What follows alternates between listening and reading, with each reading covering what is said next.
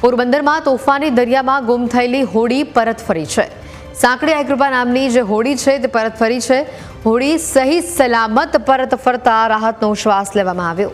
બોટમાં સવાર તમામ 5 જેટલા ખલાસીઓ હેમખેમ પરત આવ્યા છે। આ માહિતી સામે આવી છે। ફિશરીઝ વિભાગ આગળની વધુ કાર્યવાહી પણ હાથ ધરી રહ્યું છે। મરીન પોલીસને પણ આ બાબતને લઈને જાણ કરવામાં આવી છે। વિગતો જે સામે આવી છે, પોરબંદરથી દરિયામાં તોફાની પવનના કારણે એક હોડી ગુમ થઈ હતી। સાંકડી આઈકૃપા આ હોડી પર લખવામાં આવ્યું હતું। આ નામની જે હોડી છે તે ગુમ થઈ હતી, પરંતુ કલાકો વીત્યા બાદ આ હોડી સહી સલામત પરત ફરી છે। આ હોડીની અંદર 5 જેટલા ખલાસીઓ હતા તે હેમખેમ પાછા ફર્યા છે, જેના કારણે પરિવારે પણ રાહતનો શ્વાસ લીધો છે। વધુ માહિતી મેળવીશું। ફોનલાઈન ઉપર સંવાદદાતા સિદ્ધાર્થ અહીંયા જોડાયા છે।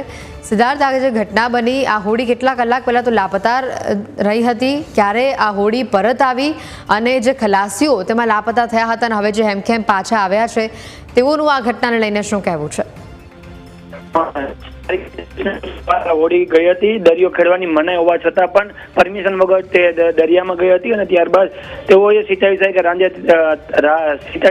સાંજે તેઓએ કાલ આખો દિવસ ગોત્યા બાદ ન મળતા જ વહેલી એની પર કાર્યવાહી કરવામાં આવી હતી। દરિયો ન ખેડવા માટે 3 મહિનાની સૂચના આપવામાં આવી છે, તો છતાં પણ